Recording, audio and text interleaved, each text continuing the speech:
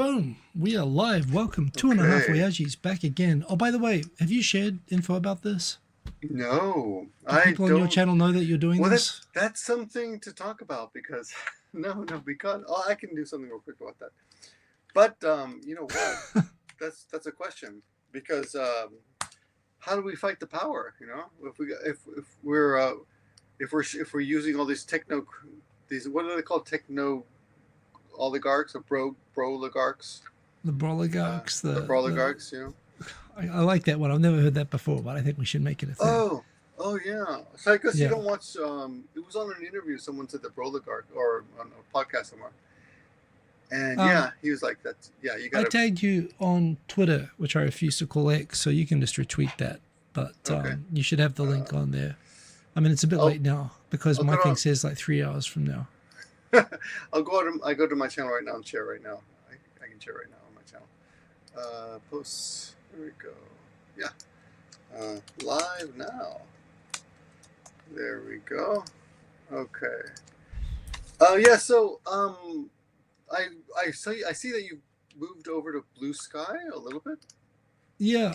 You get more characters there, and the home feed is not as toxic and horrible. And algorithmic. So yeah, I like it better there. Plus most of the people that I like are over there.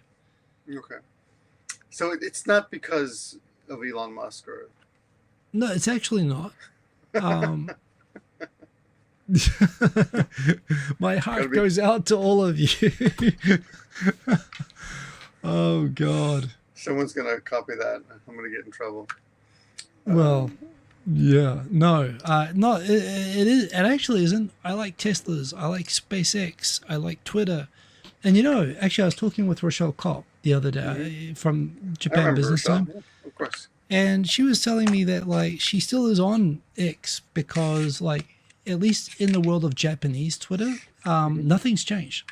You know, it hasn't changed the way that it works. The people, there's been no exodus or anything like that. You know, it's basically like Elon never had it. Japan kind of gets through the world. It's like the Prime Minister of Japan just had this amazingly successful meeting with Trump. I've been reading up on that. Yeah, and you know, this is the secret, the Japanese secret to success at everything. Japanese are happily using X without any drama, without any politics, without any fuss. The politician in and out, smiles for the cameras, no drama with Trump. The secret to being successful the Japanese way is just to not be noticed. People forget that Japanese are even on Twitter. And, you know, that's how Japan just avoids all the drama. The Prime Minister as well, his whole goal was to go there and just basically not draw any negative attention. It's like, it's what the education system in Japan prepares you for over 15 years. That's my theory. What did you say about the Japanese? They don't.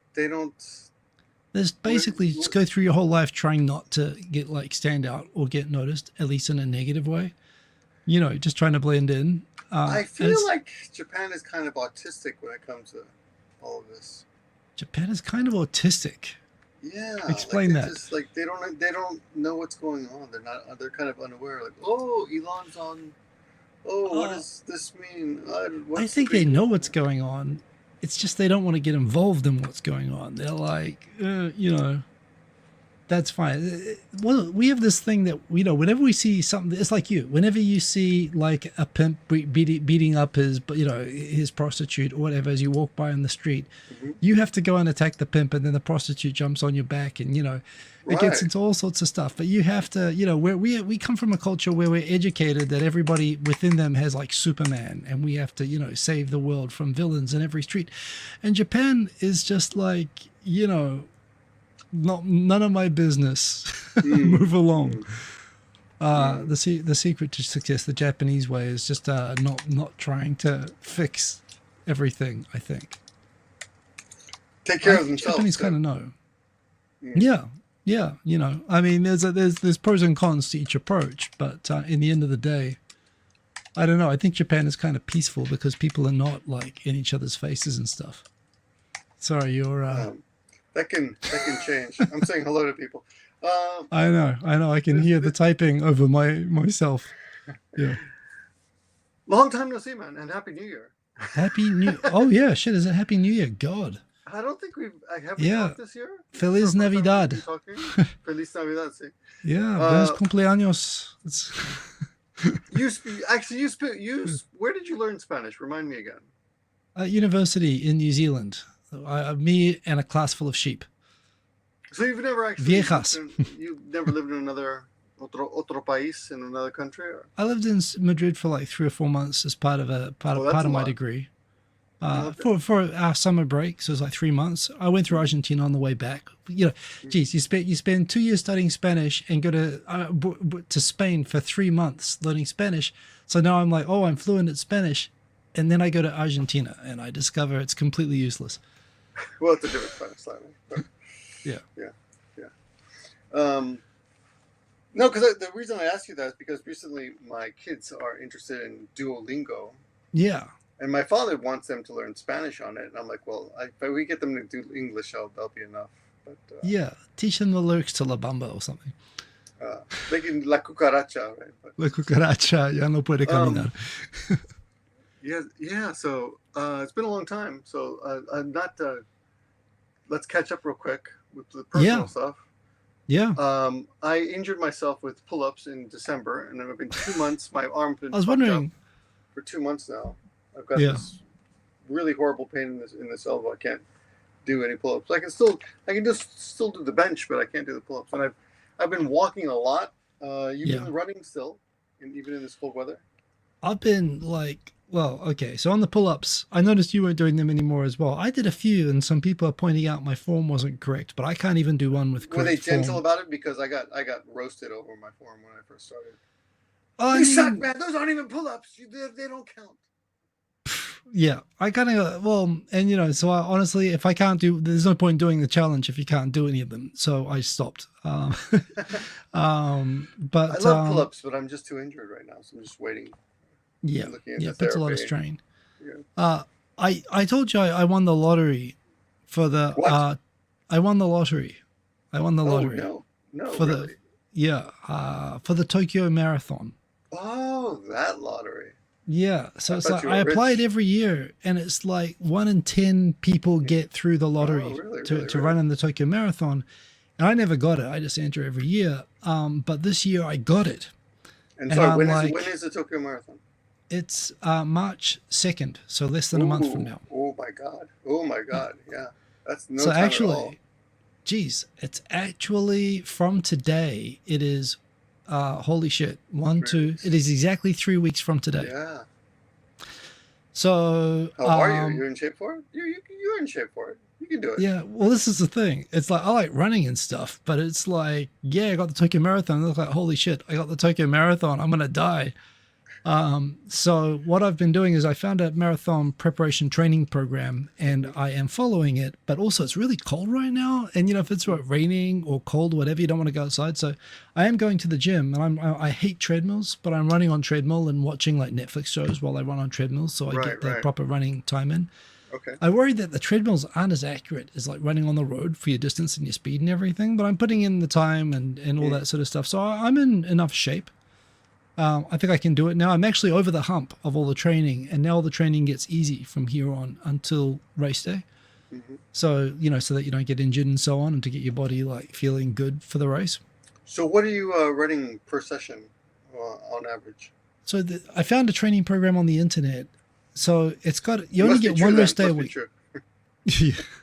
Yeah, it's from like a marathon runner's site, but it's, I'm used to like only running 2 or 3 times a week. I'm now running 6 days a week.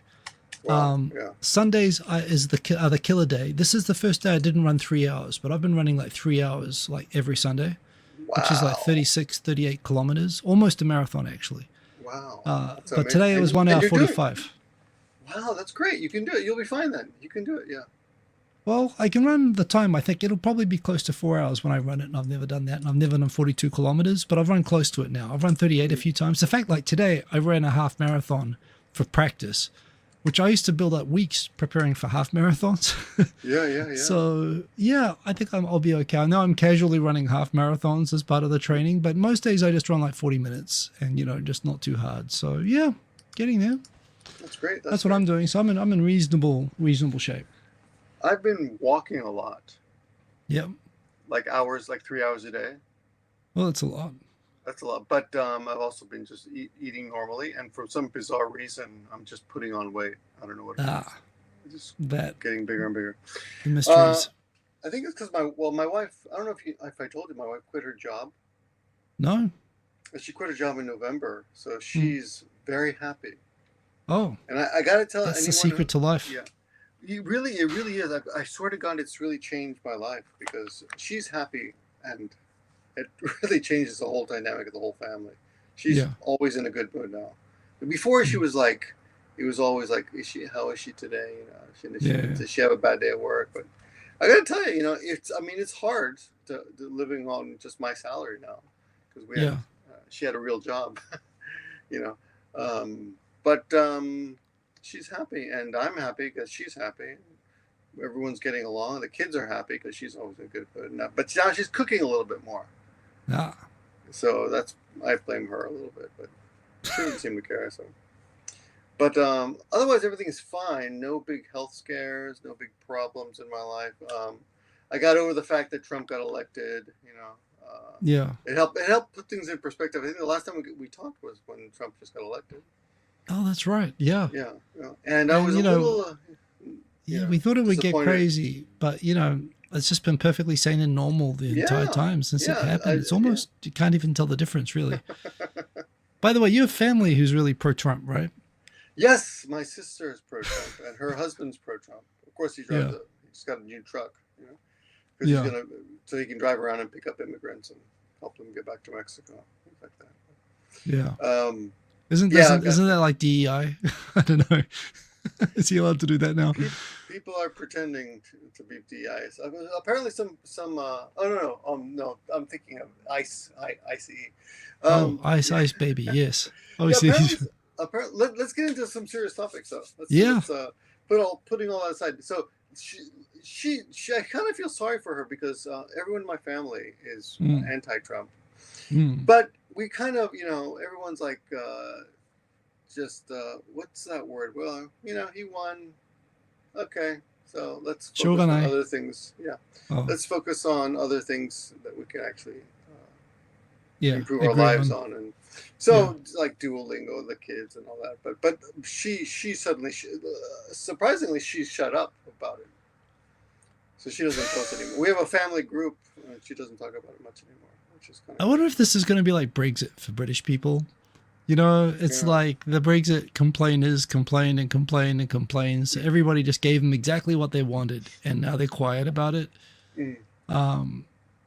Maybe. I don't know. You hear anecdotes online about how government workers who were big Trump supporters are now regretting it or whatever, but we see a lot of that online, but I'm trying to avoid it, but it's almost impossible. Yeah, I don't know. I mean, whatever happens, it's one thing, America overwhelmingly, knowingly voted for exactly what they're getting by a majority in all ways, right? They made it so that 49%. Well, but I don't know but majority. Under the electoral system there, I mean, they overwhelmingly won the electoral college, overwhelmingly won the Senate and the House, and they allowed the judiciary to be completely stacked. So they deserve with Trump appointees. Everything they get. Well, it's not so much that whether they deserve it or not; it's they chose it. It's you can't. It's my analogy of getting angry at the golden retriever for driving the car badly, when really isn't the problem the person who put the golden retriever in charge of the car. Right.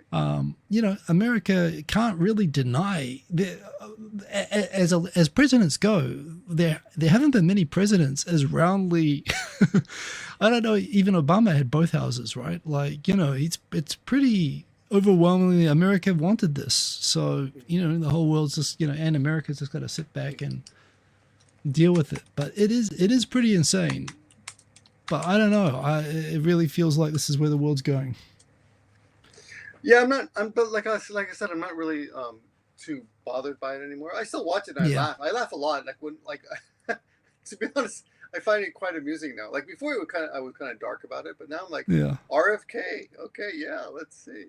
Yeah. Okay, now we got a Fox News guy who's a drunk and alcoholic. He's gonna being part of the defense. Okay, that's funny. Let's see what happens here. I'm kind of intrigued to see what will happen, but I'm trying not to. I'm much better than I was. Like I used to be upset about it, but now well, it's like with the internet. You know, we always had this debate about the trolls on the internet, and you would always like try to understand what is motivating the troll, what is behind the troll. And I would say, don't try to understand them. They're just idiots. You know, just everybody on the internet is an idiot until they're presumed otherwise. And now we're just learning that the whole world is basically like this now. Yeah, they're just idiots. Yeah, I still have some hope that something good things can happen in the world, but I don't think it'll. No, let's be positive. I mean, there are some things about Trump, Trump's policies and his attitudes that I kind of support and kind of understand, but some of it's just kind of like pointless, like the taking pronouns away and focusing on transgender, which is like 1.1% of the world. Hey, Maddie, I understand. Maddie, I got in a fight once. I get in a fight once every 10, 15 years. I get in a fight in the street once every 15 years. Yeah, I haven't been in a while, so. Maddie's trolling me. Your calendar days having fights are smaller than the proportion of trans people in the population. Yeah. It's just interesting how things that they're concentrating on are, for me, things that we should not be prioritizing. Like we should be prioritizing jobs and prices but those are hard. Those are hard things, and they're going for the easy wins en masse, and so they're appealing on the culture war and all the other things. I mean, it kind of makes some sense that they're going for. I mean, attacking Canada. I don't know what that is. Explain to me what the fight with Canada is about. Okay. Basically, from what I understand, Trump will set a fire, then put out the fire, and then claim to save the day. On the back for fixing the fire. It's what he did before. It's what he's doing again. What I am surprised at, though, is that he did not do it with Japan, and Japan came out very successfully. Well, that's it. Did you see the interview? It's like a 30-minute thing on YouTube. There's a YouTube 30-minute. I didn't see the whole thing, but I saw clips of it, and it looked very cordial. Very cordial, well, what do you know about Ishiba, by the way? But just so people who don't know, from what I've spoken to a lot of Japanese about Ishiba before Trump came into the picture, and most of them did not like Ishiba. He's not a well-liked prime minister, from what I can tell. And I'll tell you what I've heard. You can tell me what you've heard.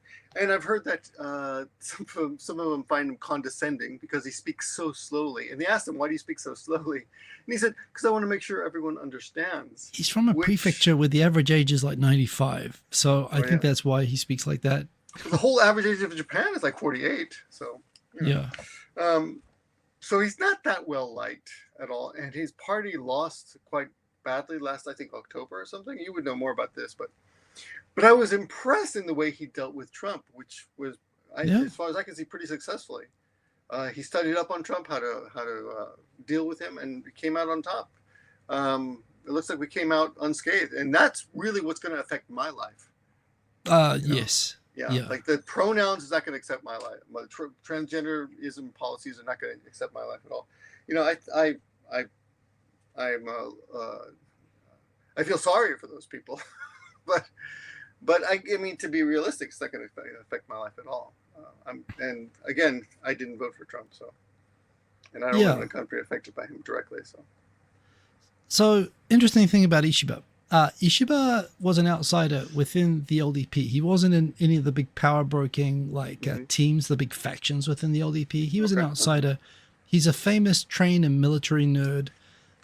He's an eccentric person from but he's like from Fukui Prefecture. But he's kind of famous. He'd do interviews and get sidetracked talking about like nerdy stuff, like comic characters that he likes and how he likes to collect like military models and stuff like that. So I heard his interviews are dense and this confuses his opponents. Could you explain that? What does that mean? Is that what you mean? Yeah, he just goes off on tangents and stuff. I mean, not like Trump type tangents, but he's a nerd. Not basically. Toilets and showers and water pressure. Okay. I'm not sure what you. Trump is always talking about water pressure. That's why Okay, you gotta no, flush not the like toilet that. 3 or 4 times. No, not like that. Not like that. Yeah. But yeah, on the LDP. So, but one thing that stood him out. Oh, so one thing about Ishiba was he had always run for the party, president position, which is basically the internal election to be the prime minister, the head of the LDP. He'd always come second, and every time, it's like Charlie Brown trying to kick the football, and every time he'd go, he lost like 8 times, and the last time he lost was to Abe. And he was Abe's biggest rival. And so when Abe won, he expected he would get his turn next.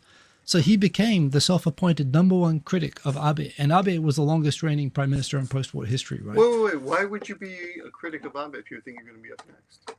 Because you want to be within the party, hoping that, Abe's going to screw up and the party's going to boot him out like they boot out every prime minister after 6 months. He wants to be the person seen as being the person taking the initiative against Abe so that he's first in line for the next election I see. internally. Okay. So Abe hated Ishiba because Ishiba was the only guy in the party who thought that Abe was going to be out any day and was always slagging him off. And of course, Abe wasn't. Abe was the most powerful prime minister Japan's had since, the 1970s. Yeah, I'm shocked that you're telling me this. Yeah, so he's like, he's this guy where his whole faction, everyone associated with Abe, hates Ishiba's guts. So the funny thing is, the reason everyone in Japan thought that Ishiba was toast going to talk to Trump was when Ishiba went to ASEAN and stuff, he's from Fukui Prefecture, which is the smallest population prefecture, or at least, in Japan, full of old people. He's got like no table manners. He speaks like sort of his clothes are always hanging out really slowly. He sits on a weird kind of like when world leaders were coming to greet him at ASEAN, like getting up and shaking hands, he'd just say sit down and just hold his hand up and say, yeah, whatever, bro. And everyone's like, oh my God, what's wrong with you? And everyone was imagining how Trump, who in Japan everyone thinks Trump was best buddies with Shinzo Abe. And Trump will get a briefing that this is the guy who Shinzo Abe hated the most within Japanese politics. Right. And sorry, you like clicking your finger, your knuckles. Sorry. Oh, sorry. You're doing it right by the mic or something.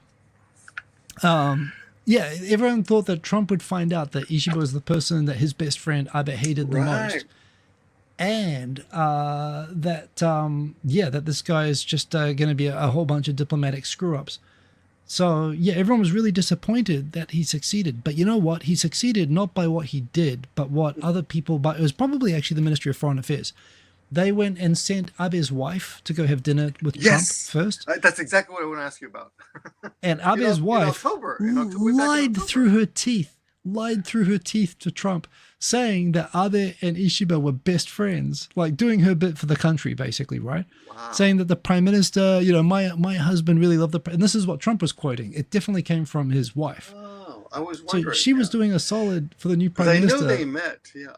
Yeah. He then on top of that, he wrote peace in it, right? I don't know what it's about, but. And then Masayoshi Son went and promised $500 billion and did that big AI press conference with Trump like a couple of days after he became president. In fact, I think it was right after the inauguration, right? We promised to give $500 billion to America. Who's that, Ishiba? No, Masayoshi Son, I said, the head of SoftBank. Okay, right. So basically, he had the ground laid. I didn't know about that. Okay. Yeah, so basically, he had Japanese people promising to give America, between that and Nippon Steel, $1 trillion. And Akiya saying that she was best friends with Shinzo. So, basically he rocks in. All he has to do is not screw it up. It's all laid out for him to be successful. And it was. And I'm sure it wasn't just those two people. It was probably the Ministry of Foreign Affairs going crazy in the background to make sure everything would be boring and uninteresting when he got there, which it was. So it was a great job. Interesting. Yeah, so I did hear that. This is what confused me, though. I heard that Akiye, or Abe's wife, went to what's that place called here? Mar-a-Lago. Mar-a-Lago. I want to say Mar-a-Lago. In October. It's like the capital of Florida, isn't it? Isn't that like your hometown? It's Tallahassee. Yeah, I'm 35 years ago. Yeah. I grew up in Jacksonville in the north. All right. Which is almost Georgia. Don't they have like a team, the Gators or something? I don't know why. No. But we didn't have. But we didn't. When I was a kid, we didn't have any teams. We suck. Oh, yeah. Now we just have like Florida men. There's always something Yeah. in the newspaper about some guy. I mean, from Mexico technically, doing you something are crazy. you are a Florida man, I believe, right? I was, yeah. No, I think you have to do something crazy to be a Florida man. I think anybody could be a Florida man if they just do something crazy enough. But, Wow. Okay, that's good to know. One day Yeah. I might go for that. I'm sure probably a lot of Australians and New Zealanders are de facto Florida. Gold Coast. We have a place in Australia called Gold Coast, which is where all the very worst New Zealanders and Australians go to become Florida men And Japanese and women. invest a lot of money into that. They do. But if they're ever robbed by somebody holding a crocodile, it'll be in Gold Coast. That's where you get sort of a lot of meth-related crime. Oh, really? Well, we have a lot of meth, yeah. Yeah. So I was confused why Abe's wife went to Mar-a-Lago in October. So he invited her. He did. And everyone was saying the first why? Japanese he must have been person so to be busy. invited to meet Trump wasn't the prime minister. It was the wife of the prime minister that hated Ishiba. And everyone thought, oh, this is a disaster. And all the far right wingers in Japan who hate Ishiba were like, yes, he's going to be toast. But no, Aikia was a diplomat. She did a good job. Yeah, I'm kind of surprised she sold out her country. I mean, her husband's dead, man. That is a fact. I Yes. think she'd, I don't know, she'd have some kind of resentment towards the Yeah. I think she's got a sense of being the first lady and doing, representing the country the best way. Isn't she the one who thinks that she was an alien or something, kidnapped by aliens? No, that was Hatoyama, I think. Oh. Yeah, Okay. he was a Democrat prime minister. Okay. Third. I remember hearing that she is into some weird stuff. Maybe she's into aliens. A lot of Japanese are into aliens. They're like, if you lived in Japan, you'd probably be into aliens too. I think I totally am into aliens now. Are you Yeah. really? Well, then the $1 trillion. The $1 trillion is what? That's Japanese car companies are going to invest into America. And what is this Nippon Steel thing? Trump said instead of buying Nippon Steel, just invest into it, buy stock. Yeah. I don't understand that. It's like I'm going to buy you a car, but you're going to keep the car, and I'm just going to pay you for it. It's an offer that you can't refuse. That I can't refuse. I don't know. I mean, that whole thing was such a mess. How Trump said he was going to veto the deal, and that was really popular with all the unions. So then Biden said, no, I want to veto the deal first.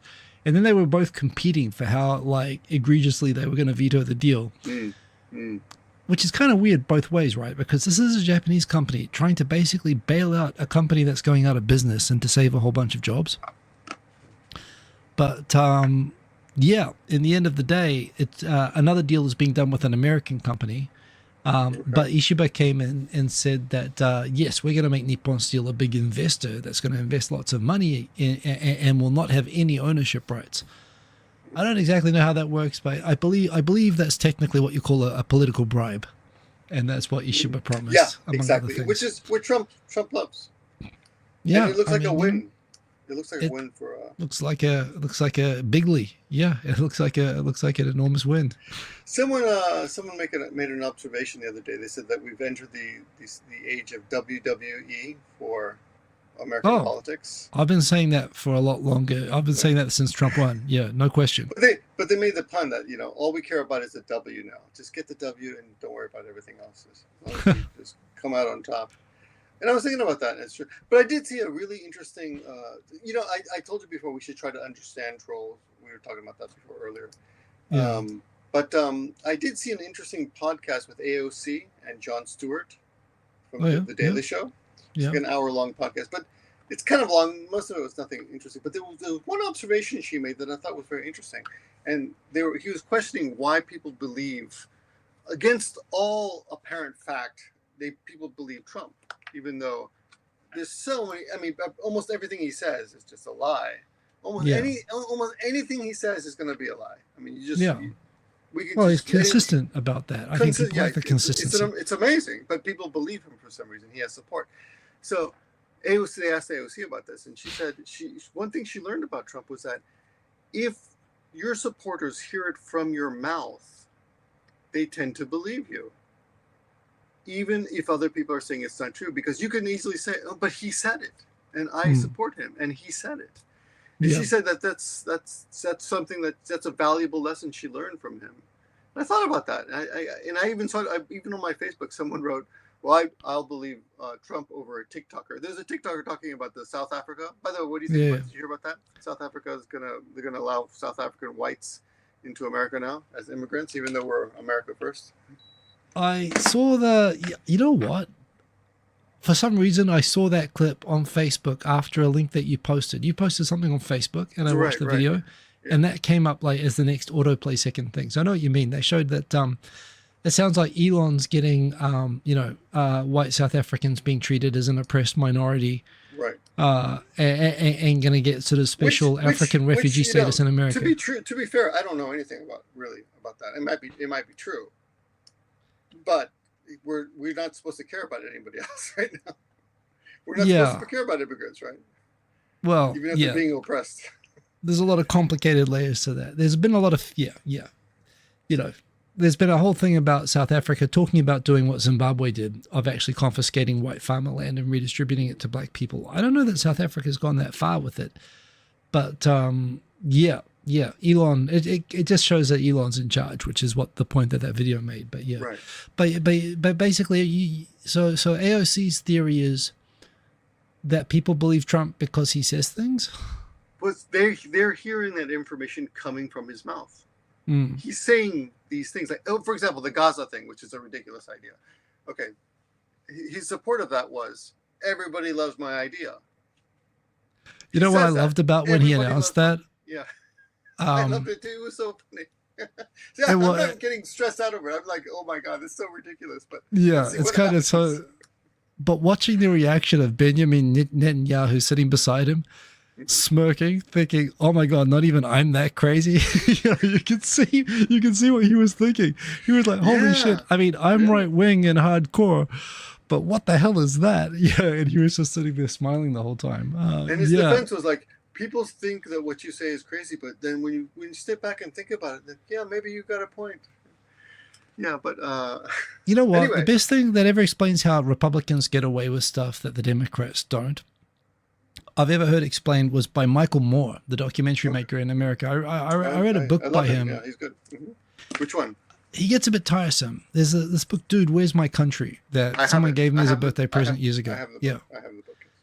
And he summed up the difference between, I believe it was W. Bush and Gore, and why he refused to endorse Gore. I think he endorsed Nader, and a lot of his Democrat friends refused to talk to him after that. But he sort of said after Clinton and Gore, he could not endorse Clinton, Gore anymore, like when W was coming in. And he said, basically, Republicans tell you that they're going to fuck you. Democrats lie, and then they fuck you. Yeah, it's true. But you know what? This is what kills me about the Democrats. The Democrats kind of pretend that they're better, and they're not. And, I think people, it's as much, they just wanted someone to come in with a baseball bat and destroy everything because they were tired of being patronized by the Democrats. And the worse, the better, right? The bigger the baseball bat, the better. And now they're seeing what that looks like, obviously. But it also says something. I don't think it's that everyone loves Trump. I think it shows how much everyone hated Biden and the Democrats. And maybe some of that's unfair or irrational. But the Democrats really need to look at themselves and figure out why people hated them so much that they put Trump in charge next. And I don't see any self-reflection happening at all from the Democrats. In fact, I think they're expecting that everyone's so shocked by what's going on that they're going to get him by default again. And that's why they're going to lose again. Hopefully they've learned their lesson. Yeah. What lesson do you think they've learned? I don't think they've learned any lesson. Maddie, that's why Dems always lose. But Dems don't always lose. We had Clinton and we had Obama for, 16 years. That's not always, but okay. You want to be extreme there. No. And keep trolling. Try harder. Well, here's something that's different this time, though. All of the Democratic supporters, like Jon Stewart, and no one is supporting it. They're like, they're fucking things up. They're openly mocking the Democrats. Yeah, do you know who Schumer is? Do you know who Schumer is? Yes, I know who Chuck Schumer is, and yes, I saw his takedown. Yes, of of his rebuttal. But it's true. They're completely making fun of the Democrats, and they deserve. They do suck. Even even AOC's whole speech was Jon Stewart's like they suck, and we are hypocrites. Like they were talking about how all the Republicans, like you said, we're gonna fuck you, and we Yeah. fuck you.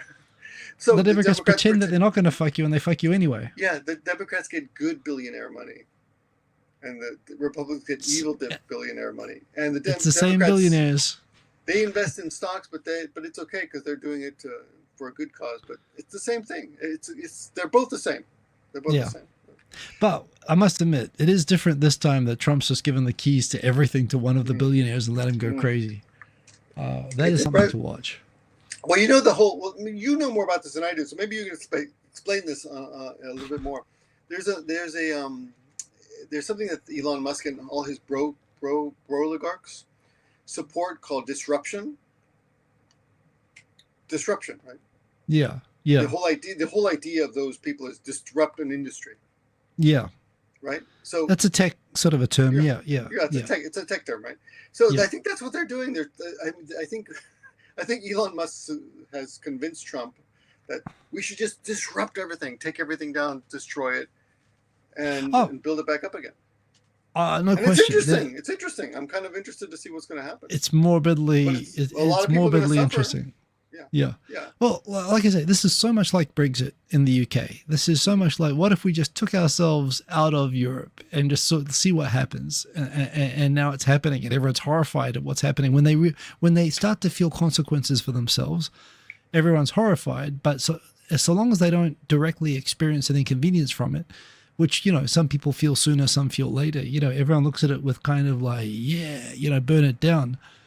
But the tech mentality is when you're doing everything in software, you can make mistakes and go back and redo it and fix it, right? Most mistakes in software are reversible. You can push a new update. You can, you can change direction of the company or whatever. Okay. And that's how, Musk, that's what he did with SpaceX, with his rockets. They're always blowing up, right? But after a while, they start launching perfectly. He's proving that you can take this mentality of run fast and break things, and you can apply it outside of IT and get it to work. And they're letting him do that with the American government right now, with firing people and with shutting down whole government agencies where, if it doesn't work, they'll just set it back up again. But, he's been given basically, a 2-year-old's been given the scissors and told to run as fast as he can through the hall. And he's doing it. But it's a tech mentality, which I recognize. But it doesn't look like a good idea, But look, you can flip it around the other way. You could also say that so much of government's so atrophied and so on, and, is so bureaucratic and nothing ever changes or gets done. So you could say it needs a big shakeup, and that's what it's getting. And that's like, I understand. I did see a list of a lot of things that USAID was supporting, like $1 million for LGBT support in this country and $1 million over there, blah, blah, blah. And I understand how that's not really a priority on my list either. I think those things are things that should happen. We do need to accept LGBT people in the world, but I don't think that's the government's job to be supplying education for that. So did you see Elon Musk's interview about the apples full of worms? It's all, except it's just a bundle of worms. All worms. There's no apple anymore. It's just worms, which is pretty. We're talking about USAID, and the examples he quoted, it turned out, were factually incorrect or based on misunderstandings. Exactly. I don't doubt that there's shit in there, right? I'm sure there's a lot of waste in there, but what things that bother me are like when Trump says $50 million for condoms for Hamas. Okay, he said we're spending $50 million, and then the next day he says $100 million for condoms for Hamas. He doesn't care. It's WWE. But no one cares about the actual facts. He says it, so people believe it. So his supporters are, And well, I mean, all those dogs and cats in Springfield, God help, poor dogs and cats. People just say stuff, and even if it's not exactly true, people think there's probably something to it. It's like the airplane crash that he instantly blamed on air controller DEI. I mean, and even if it's not true, I have common sense. There's probably some truth to it, and everyone kind of feels like this is true. Yeah. So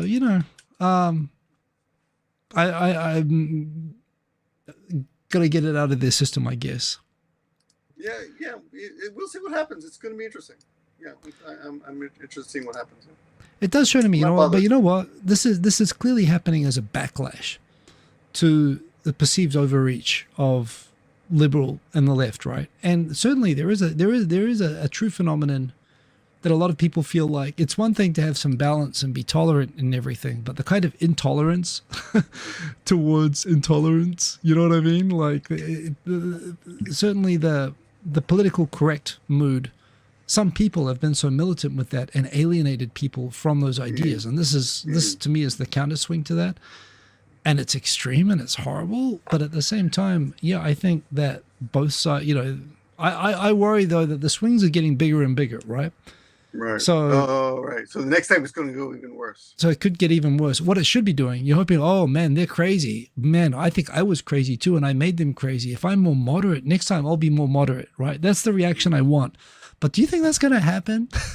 Do you think anyone's going to see the other side acting more crazy and thinking, yeah, I should moderate myself and not be the opposite crazy version of them? Or do you think people are going to go even more crazy the other way? I don't know. I mean, you know, and there's a lot of countries in history that go into very dark places, going as extreme as I see things happening right now in America. I worry what the next swing is going to be.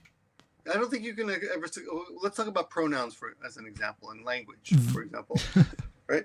So, yeah. Do you remember? I remember seeing, and you can still see this on YouTube. There are videos on YouTube of John Lennon calling women the N-word of the world.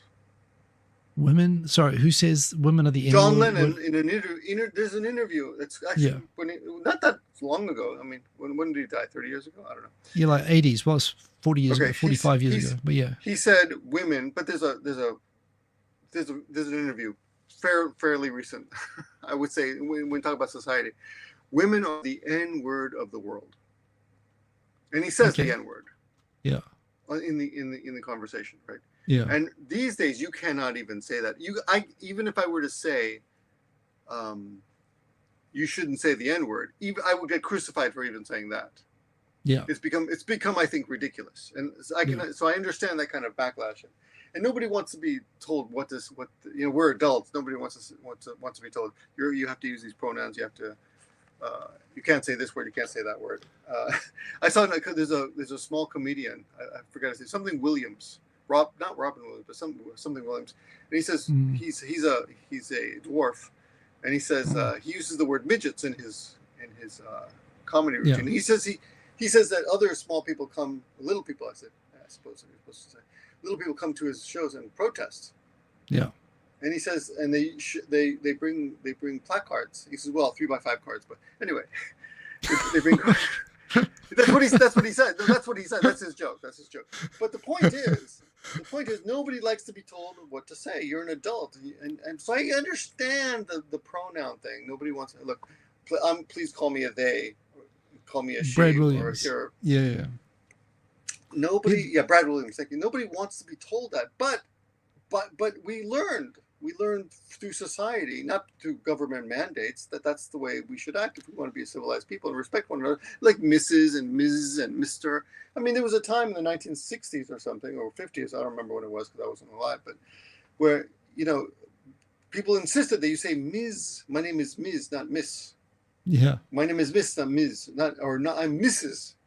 People, you could tell people. Well, I mean, that's a dangerous combination of pronouns and the patriarchy, that we needed to know the sexual availability of the woman that we were talking to at any given moment, But this is one thing I like about shout out to Japanese. No freaking pronouns.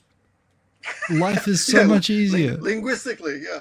Linguistically, I can form a sentence without knowing if you have a vagina and whether you psychologically associate yourself with it. Whereas I need to know that to form a sentence in English. And that is a problem.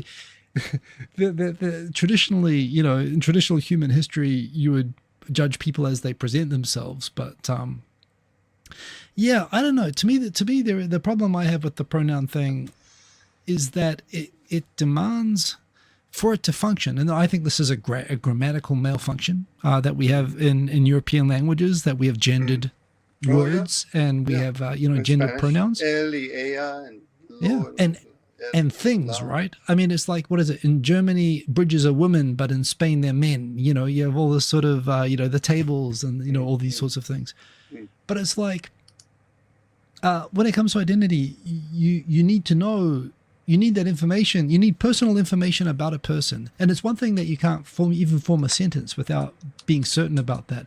And I'd have this thing when I would be told to translate like a Sri Lankan name, and I didn't know if that name was a man's name or a woman's name, and I couldn't translate the sentence without it, but I could say it perfectly in Japanese. But it sort of is another thing where you demand the acknowledgement. On the one, I know why people want the world to sort of acknowledge, them as they want to be identified. But it's kind of like saying, I demand that you identify me as a New Zealander or something, and that you refer to me by my nationality. And it's something which you can't know unless unless I tell you. But I'll get offended if you don't call me a New Zealander, even when you've got no way to sort of know that, people with pronouns. And the whole thing about, let's all say our pronouns was kind of to make it safe for people who want to use third person pronouns or male or whatever, to be able to say that in advance without feeling like they're the only person demanding it. They didn't want to feel singled out by it. So it's kind of a show of solidarity that we're all going to say all of our pronouns. So we're going to make it a normal thing so that people who want to insist on it don't feel singled out. But there is a part of me that says, oh my God, why are we all going through this?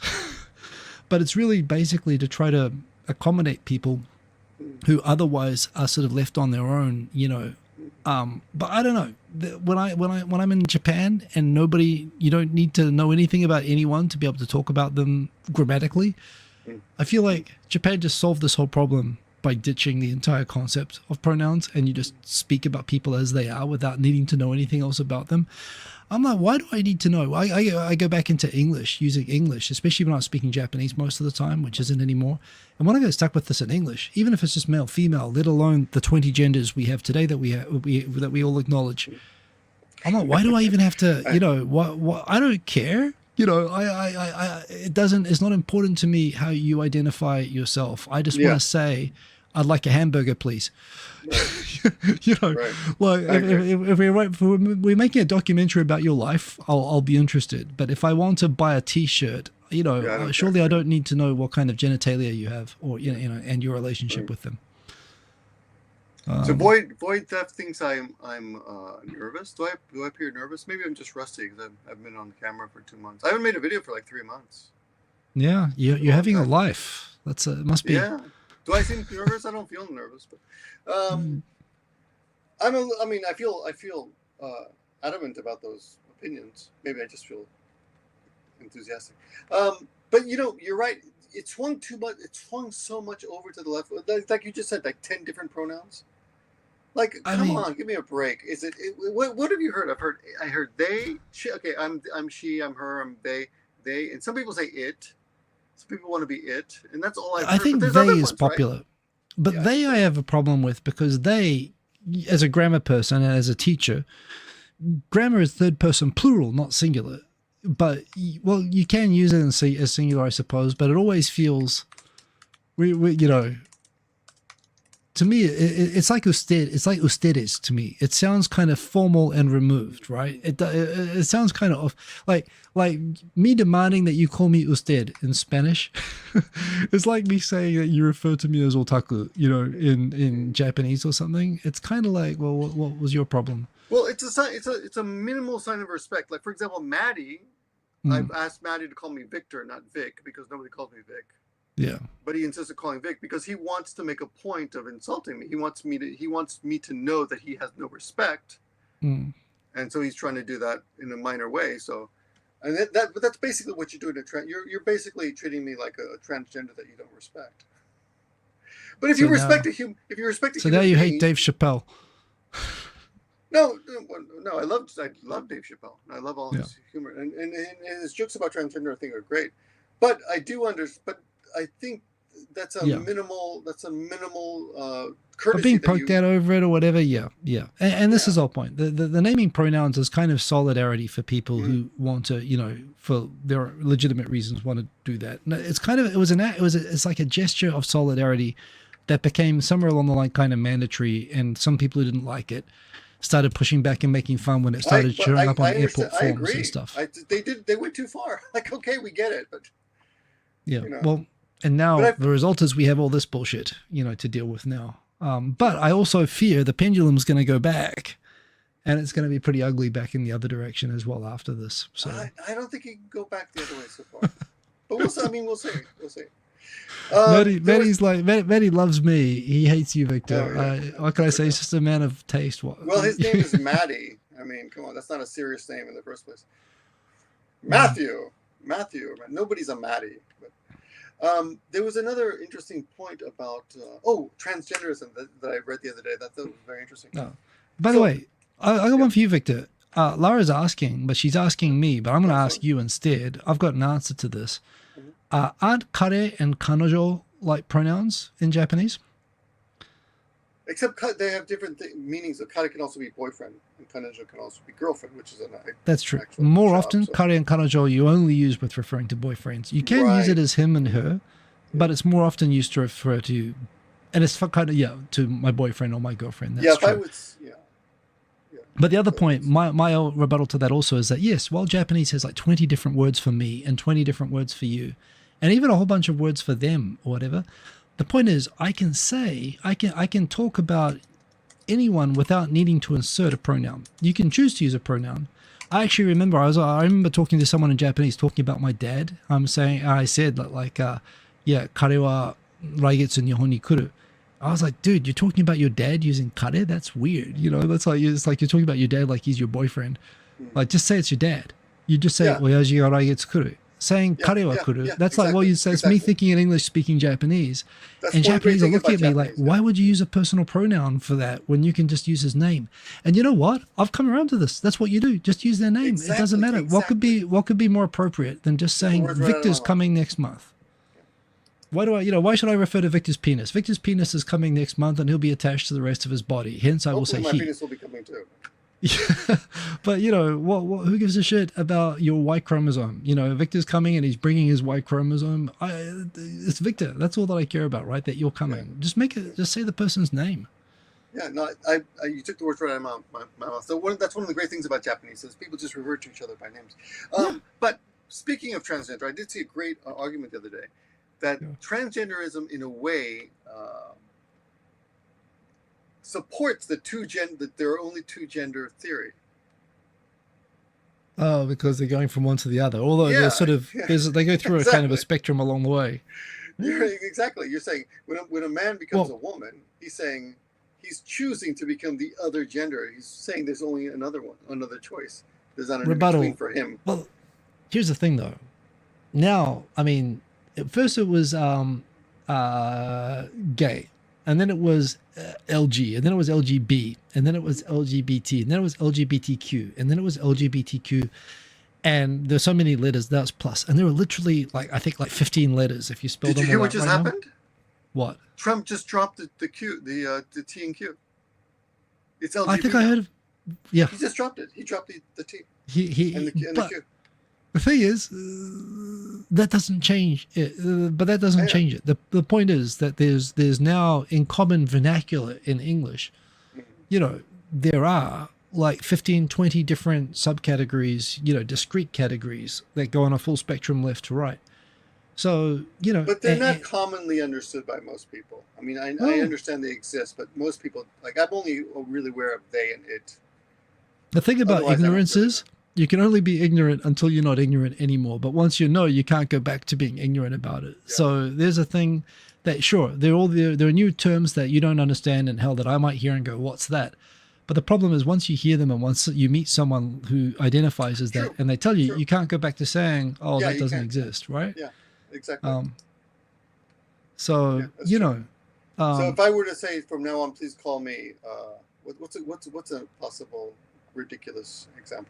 Love symbol. Let's go Prince, 1990 style. Oh, well, yeah, think about that. You know what? Yeah. He did it and everyone accepted it. He was ahead of his time on this, by the way, completely. Yeah. He said, I refuse to be identified as any of your gender labels. I'm going to be love symbol. Yeah. And I don't know. Prince made good music and people mercilessly made fun of him about it. But at the same time, he kind of answered back by being Prince and being fucking awesome. And you know, I think he set a great early example. Yeah. People said, was he gay or by the way, I don't even know. I don't care. He definitely he definitely wasn't. Well, he definitely wasn't gay. I mean, he might have again becoming binary again. He might have swung. You know, played for both teams, but no, I suspect he was very much all over the spectrum. But he was famous for having lots of women around all the time. I mean, he was the early version of P. Diddy, right? Yeah. Well, now that's too far. You crossed the line. What, calling him P. Diddy? P. Diddy's insane. He was raping allegedly raping 14-year-old boys, 10-year-old boys, 17-year-old boys. A lot of men. I didn't hear that. Yeah. Well, yeah. All I know is that if the LA wildfire, the Chappelle thing saying if the LA wildfires had reached his house with all the oil in it, there would have been a mushroom cloud. I didn't see that. Was that in that was his SNL monologue. I didn't remember that part, but where he was making fun of the LA fires. What would your symbol be if you had to pick a symbol? Me? Yeah. My gender symbol? Yeah. If you decided to get to change something, you're not going to be a he or he anymore. What are you going to be? Well, like I say, I like the Japanese approach. Just call me Hiko. Just call me Simon. I'll be the Hiko gender. No, yeah, you can't be your own name. You have to change your pronoun. What's your pronoun? My approach here is it's just like Brexit and the US government. I just want out of all of it. I think we should just delete everything and just actually call people who they are and identify them as individuals and not put them in groups of association. I don't know. Groups of association just becomes a way just to other and separate and group. I don't like that to start with. I actually avoid pronouns now. Japanese has changed my brain to not do that as much. Yeah, no, I understand that. Yeah. I think I still speak English that way just because I teach English, so I have to think about that. If you could invent what would be your? I would be a Tumi symbol. You know the Tumi symbol. I've got a Tumi somewhere. Really? Yeah. From Peru, the knife for killing. Oh, I thought you meant. Sorry, I thought you meant the luggage. The same, not the luggage. You meant the luggage brand. So that luggage comes from the actual Tumi symbol. The Tumi symbol it's a knife that is shaped like it looks like an anchor actually. Virgins. Yeah, it looks like an anchor, but I feel like we're going into a whole different realm of issues now. I mean, if I had to pick, is that called a Tumi? The dagger that they use for sacrificing virgins. Yeah. I mean, is it always virgins? How do they know? Like, if you're a virgin and you want to get out of being sacrificed, like, does that mean you just have to like unvirgin yourself before it happens? Maybe. So quick have sex with me so I don't get killed. Yeah. But those people, I mean, those are the days when people maybe if they go to see God. You know, if you died, you go straight to heaven. So. Yeah. Maybe if they became transgender, they get out of it. But I'm sure they had them. They had transgenders. Transgenders have existed in every society. They have as far back as, So I mean, just erasing them by signing a presidential executive order doesn't change anything. Well, it's my point about ignorance, right? It's like you can't unknow something that you know. Like literally removing the letters. It's like you're trying to erase stuff that you don't want to know anymore. It's just By the way, shout out happy birthday to DJ Sunnyside Up. Yeah, happy birthday. Enjoying. Man. What is your birthday today? Anyway, you're a young man of the world there, and good to have you in here. DJ Sunny, yeah, I see him on Instagram all the time. Oh, I had a question for you. Now with all the oligarchs. The Broligarchs, I like this term, yes. I feel like we should, and a lot of people have moved over to Blue Sky. Okay, well, I'll tell you what happened. A good friend of mine who does online things, she has been emailed privately by a few of her followers and asked to please leave X or Twitter, whatever. Sorry, who's this? I'd rather not say the name. Okay, a person is being another YouTuber. Another YouTuber has been emailed by followers and said, "Please leave X because after the Elon did the Hitler thing, the Hitler thing." And she's like, "I don't even know what that's about." She's Japanese and she didn't want to even talk about that. Oh, and she doesn't want to leave. She doesn't want to leave, and she thinks Japanese she has good Twitter. following. Yeah. is basically unaffected by all this bullshit. Mhm. And leave it be. Holy crap. The fact that there's a part of the world that's not being contaminated by all this these social wars. Right. If they're Japanese, I would say by all means stay there. This But is what Rochelle was saying. But I gotta say, I do understand the distaste for anything connected to Elon Musk. I see you hear what's happening with all the Teslas. Teslas are great cars. I've test driven one. Have you ever driven a Tesla? I drove them all over the place in America. I love them. They're great fun. They're great. Yeah. They're a lot of fun. But sales are down 75% in a lot of Yes. countries all of a sudden. Yes. I And, mean, and I'll tell you you what. hear stories about them blowing up, and the Cybertruck is a stupid car. I gotta admit, regular Tesla was okay, but the Cybertruck was ridiculous. I mean, if it weren't for the current weird politics, I would even next trip back to Seattle, I would even drive one. But I tell you what, I probably wouldn't drive one, and if I did, I probably wouldn't drive it in Seattle. To tell you, 2 or 3 years ago in Seattle, more than half the cars were Teslas. But right now, there are no Teslas left in Seattle. Wow, really? Yeah, it was amazing how much it changed. How much they're all gone now. Yeah.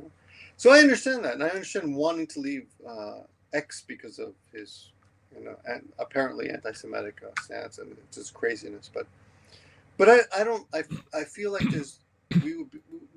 it's almost a shallow, empty gesture, because if we really want to change the world, there's so many things we could be doing. Really putting our money where our mouth is. Like there's starving people, that we are not spending money on. We're instead of buying a coffee at Starbucks, we could be donating money to doctors across, without borders and something like that. By the way, on a happier note, now I think we've resolved all the culture wars. I think pretty much permanently. I think we fixed it. Congratulations. You posted earlier today something you wanted to talk about. The Meiwaku Haishinsha, YouTuber. There's a new one. Yeah, there's a new one. There's a new one. I have the window open. I can share it on the screen right now. Please share. Abroad in Japan actually threatened physical violence towards this person if he ever meets him. So let's roll it, and let's roll it in a way that will not give this person views.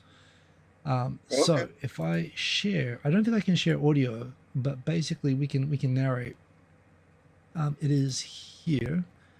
In fact, let's try to do this in a way that makes this window. Can you see my line? Not right now. It's okay. I've got. Okay. I'll take my line real quick. Yeah. Well, actually, you know what? Can I do this way? Make it okay. So basically, there we go. This person here. A Nuisance. Yeah, I found this earlier. It was on. This YouTuber. Yeah. This person saying the next person that comes to this vending machine, I'm going to hit him with this enormous snowball. Which is mostly ice. Yeah. It's mostly ice, and here comes a city worker. Subscribe because I'm going to smash the next person who does this.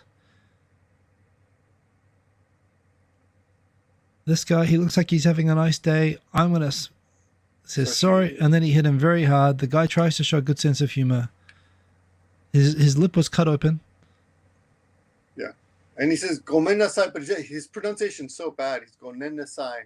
Yeah, and then a foreigner came in and said, "Don't be a dickhead." Yeah.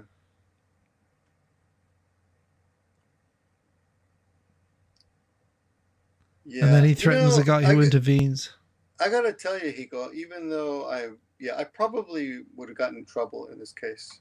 I gotta go with abroad in Japan. I probably would have done something physical. You would have chosen violence.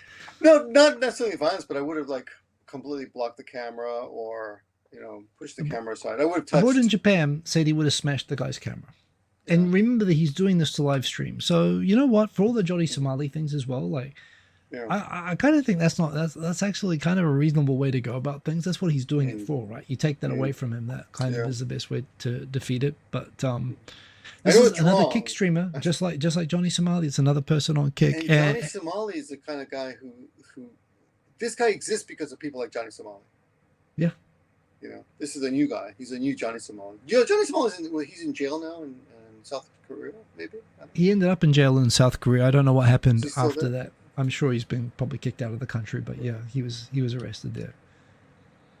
But Oh it's not yeah, a he's not a YouTuber, says YouTuber, Jared. but He he's is on Kick, which I just yeah, mentioned before. yeah. But in Japan, they kind of use YouTuber as a term for anyone who live streams now. It's kind of become generic, even if they're not on YouTube, which isn't really fair. But Kick is definitely the garbage collector receptacle of people who get kicked off of every other platform go on to Kick, and they do Oh this yeah, sort of thing. yeah. I don't, Um, I But don't think yeah, I live in stream terms of anymore. reactions, I like to post the straight to jail meme from Parks and Recreation. You know the one I mean, with the representative from Venezuela visiting Parks and Recreation. He's talking about all the ways that you get sent to jail in Venezuela and I've the never right seen to that jail. show. Yeah, I've never always seen want the to see it. show either, but the meme is brilliant, or the video clip that it's from. So, So but yeah, Hiko, realistically, what do you think you would do if you were realistically in that situation? Would you be able to control yourself? I'm not. I think I would I don't think I restrict would it. lose control, but I'd like to think that I would intervene. And you know what? I think the right thing to do in this situation, looking at it, is to call police. And Mm, I would mm, probably check that the guy who was hit is okay, mm. call the guy a dickhead, and if other people are watching him, tell the guy, I'm going to call the police. Are you okay with that? And I think someone keep an eye on him. I'm going to call Hyakutoban and get a police over here, and, and I'll be a witness. I think that's the best way to do it. Um, that's probably Mm. what No, I you. would like to think I would do. Yeah, that's the smartest thing. Because once you raise hands, Yeah, then you're you could get arrested too. yeah. But you know what I could have done if I were in that situation? I could have thrown a snowball at him. Yeah, it's a little I mean, snowball oh, just I with thought a you were little rock playing. in the I thought we middle. were playing Yeah. with snowballs. Oh, here, let me do it. I want to play too. Let me I throw a mean, snowball right at technically, your camera. Oh, so I hit long your as camera. I'm so sorry. there's still snow on your fists, I think it counts as a snowball, right? Oh, let me just throw the snowball right at your face. Yeah. Um, wow. Yeah. But you know That was. what aggravates me and a lot of people watching this. I mean, I don't even need to say. I'm sure everyone's feeling aggravated watching this.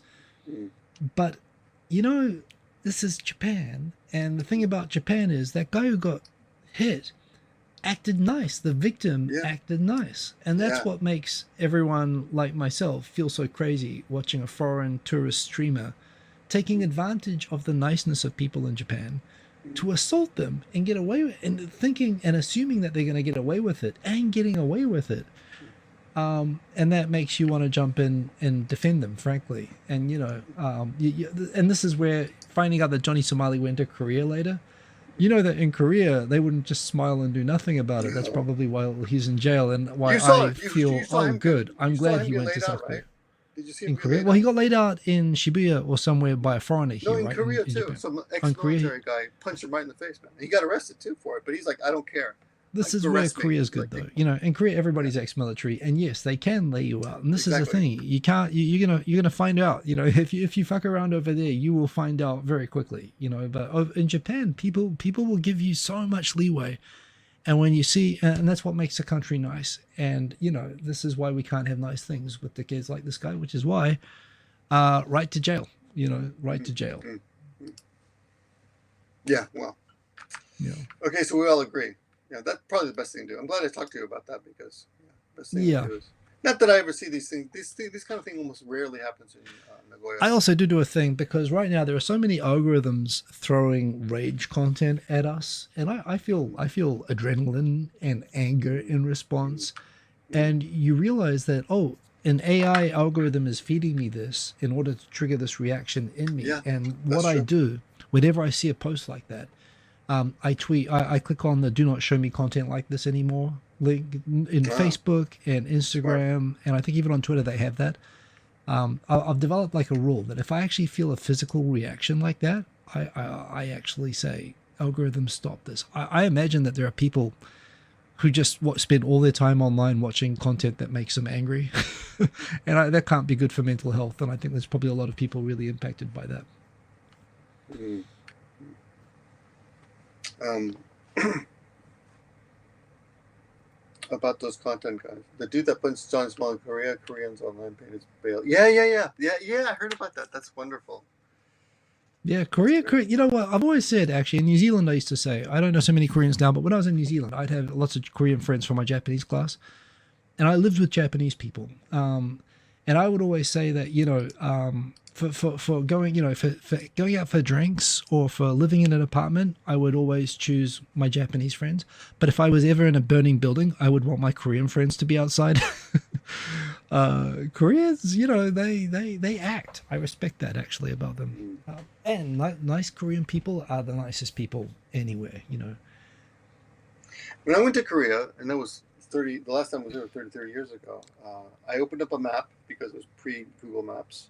Yeah. And people just came up to me and said, "Hey, can I help you?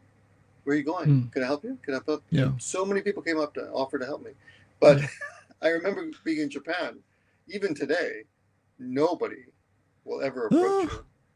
I've When I never was been in a person asked if you're lost. Only by when other I was in foreigners. Fukuoka in 1990, I think it was, or 1991, when I was in Fukuoka, even when I looked confused on my face, people would fall over themselves to come and save me. I mean, that was a Really? different time. That was a different time. And it was in Fukuoka at a time when there were no foreigners in Fukuoka other than well, that's not fair. There were Koreans, but when there were no like highly visible foreigners like myself.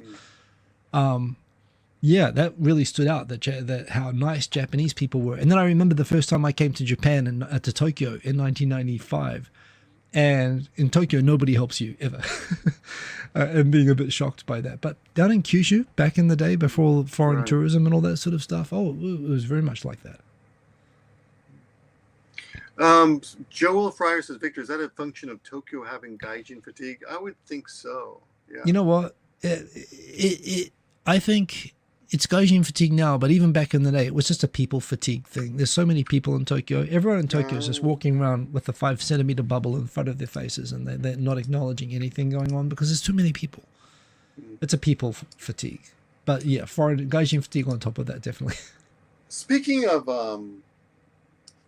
troublemakers, I'll tell you a funny story that happened to me just 4 or 5 days ago.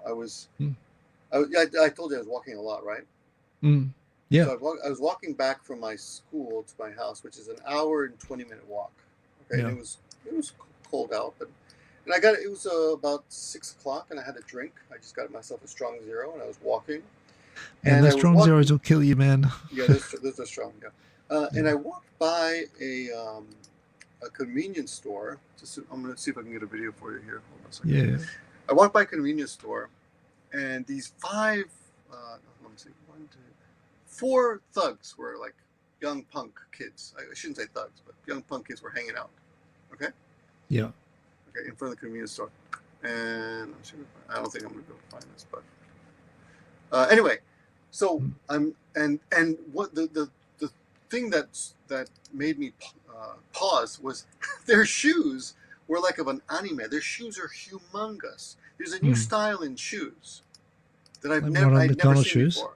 Yeah. They're huge. I mean, they're like they look like the huge boots, but they were quite attractive, but in a manga style, like anime style boots, right? And they were so.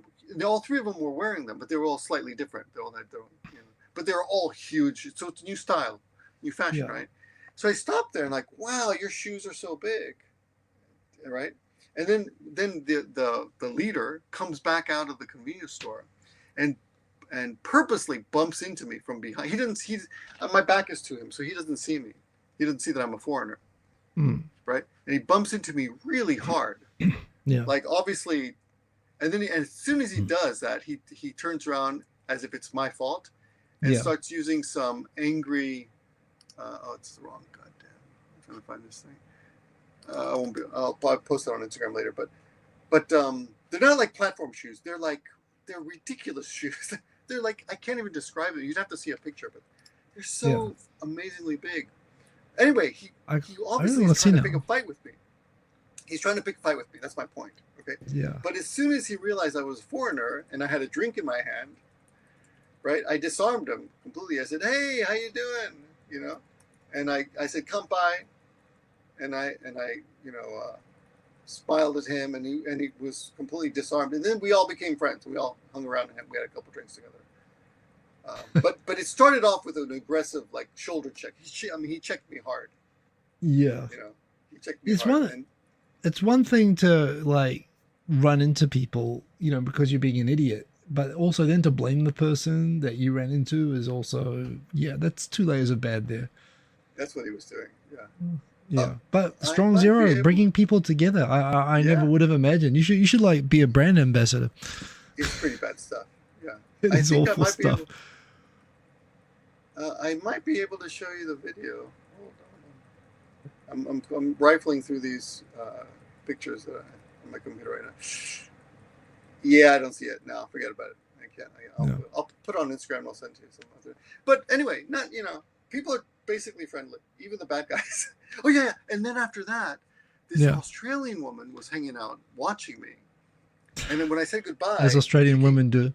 and she came up to me and we started chatting, and she's a very young grandmother. Yeah, a very young but grandmother. she's a very young grandmother. I don't know how to deal with this. First, we have people with large shoes getting into fights, and now I've got a No, very young Australian grandmother stood watching there, you. I'm trying No, trying, just Victor. it's like it's not really important. But she's a very Okay. young grandmother, and she Yeah. just told me all about her life and her. She was visiting her student whose son had committed suicide. And it was very interesting. We sat there on the street for an hour, and just talked about our lives. It was quite interesting. Yeah. Was she having a Strong Zero as well? No, no. She was just walking. She was just spending some time walking around. But anyway, I had a great time. I had a really wonderful day with these kids for like 20 minutes, and this woman just watching me. And then, Aaron already said this, but man, I wish you had live streamed all of this. I want to. At that moment, I was thinking, I wish I could show everyone this, because this is just I'm having such a good time with these people. Yeah. I'm sorry, and I cannot find the shoes. Oh, you could stream it on Kick, you know. It's just a Strong Zero walking. Maybe stream. next time I take an hour-long trip like that, I'll try it. But I don't know what's wrong. I haven't had the desire to make videos recently. Yeah. Have you been Eric making Bailey? videos? I'm doing my routine every week. I'm sticking to it. But no extra videos, right? So Eric Bailey is asking, do you mean MS? Let me add this up here. Do you mean these MSCHF mischief boots? Is this what you're talking about? Yeah, they were black though. Yeah. And they weren't just they're like that. They're similar to that. So basically, it was like a Smurf attack you. Yeah, they were huge. No, but they were more stylish. These are all just. They're like a Smurf. These look like Mario Brothers boots. Yeah. No, they like were moon more, boots or something. No, they look like Doc Martens, but they were just huge. They look like a combination of Doc Martens and this. Yeah. Okay, like a black version of these brown ones. Yeah, but they were also longer and taller, and they weren't just high. They weren't just like high heels. They were just all around bigger. Like they weren't like for short people. You know, these guys were all big. They're all big guys. Okay. The guy who checked me, the guy who shoulder checked me, he was a pretty big guy. And he probably couldn't control where he was walking. Maybe it could have been accidental, yeah. They were huge, yeah. Okay, here's this is closer, but yeah, I don't really see anything like that. Here's a kid literally in. One of them was Valencia. I do remember Valencia. I remember the name now. Valencia. Balenciaga or Valencia? Yeah. Look up Valencia and you'll see it. Bergdorf Goodman has some. Valencia, not Balenciaga, but Valencia. Balenciaga, maybe? Oh, I'm sorry, Balenciaga. You're right. Okay, Balenciaga. Yeah, that's it. Balenciaga. Black ones. Black but boots. The ones that he was wearing weren't just tall. They were just all around. Yeah, here we go. Yeah. Oh, these are like expensive. Oh, yeah, they're expensive. These were punk kids, but they were those kind of post boys, you know? Damn, that's like $2,000. Wow. Yeah, well, actually $1,300, or less than that, $1,200. The one I'm looking at, yeah. Oh, crap! Yeah, these are like. And they were very proud of their shoes. Yeah. Damn, that's some money. Yeah. Yeah. Wow, 160,000. Yeah. Yeah, that's I great. mean. I got $17 shoes in Florida. They were their Under Armour. I was pretty happy. Yeah. But anyway, hey, listen, we should wrap up. we should no. I was gonna say let's plan our next one. Yeah. When's your marathon? It is March the 2nd. It is three weeks from now. So we can do 4 weeks from now. Let's do after we give you a week break. Let's do the 15th maybe or 16th. Yeah. Okay, 16th then. If you're okay. Go with me. Oh, we could do the 9th even. That'll be 1 week after. Oh, 9th is fine. Yeah. Yeah. Do the 9th. Yeah, that's about a month from now. Yeah. Okay. So next one on my channel on the 9th, and I'll get some videos up before then. I do have some. I've shot a lot of video. I just haven't felt the desire to put anything out. But yeah, it was good catching up with you. It was indeed. It's nice to have 2.5 Oyajis back, and thanks to everybody for keeping us company.